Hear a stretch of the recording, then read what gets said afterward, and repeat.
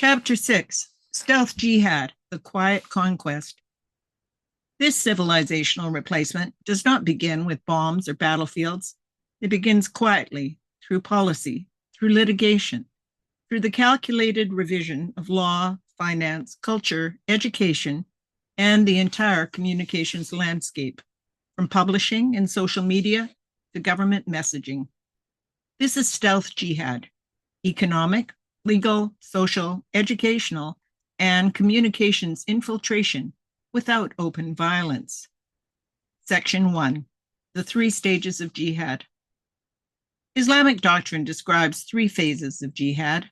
They are embedded in Islamic source texts and were followed historically by Muhammad himself. They are also mirrored in the behavior of Islamic organizations across the world today. Phase 1, when Islam is weak, peace, dawah, and deception. In the beginning, when Islam is weak or in the minority, the message is one of peace. This is the Meccan stage, where verses like Quran 109:6, quote, "To you, your religion, and to me, mine," are used to suggest tolerance. During this phase, mosques are established, dialogue and interfaith events abound, influential non-Muslims are approached with carefully phrased messages. As Bukhari 39:41 records, Muhammad lamented that had only 10 Jewish leaders believed him, all Jews would have followed. His early outreach to the Jews was peaceful, but temporary. The doctrine of taqiyya, deception, is also relevant here. Muhammad stated plainly, war is deceit, Bukhari 30:29. The groundwork is being laid, but the war is still coming. Phase 2, when Islam gains strength, defensive demands. Once Islam has grown in strength, the tone changes. The narrative becomes more assertive, and defensive jihad is declared. Action against individuals and institutions that reject, resist, or otherwise oppose the advance of Sharia or offend Islam. Educational systems are targeted, as evidenced by scenes from Vienna, where children in mosques are shown in military uniforms reenacting battles like Gallipoli. Mosques become central to rapid mobilization, serving not only as places of worship, but also as command and control centers. Political pressure increases. Demands are made for accommodation, special rights, and recognition.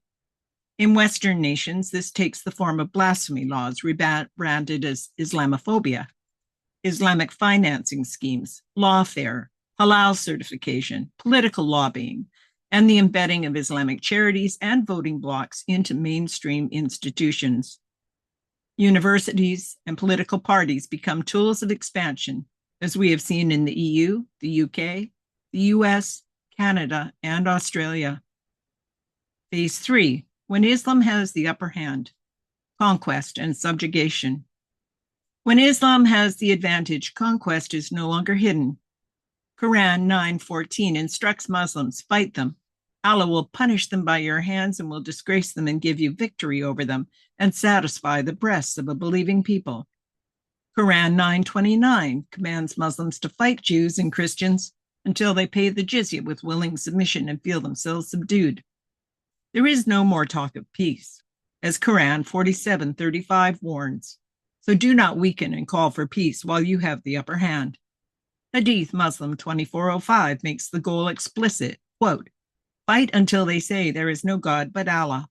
Then their blood and wealth are inviolable."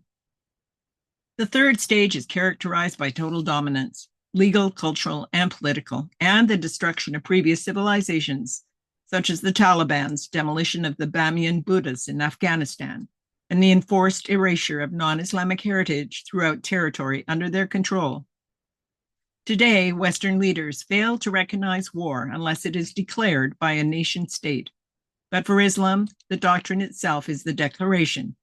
Global submission is the goal.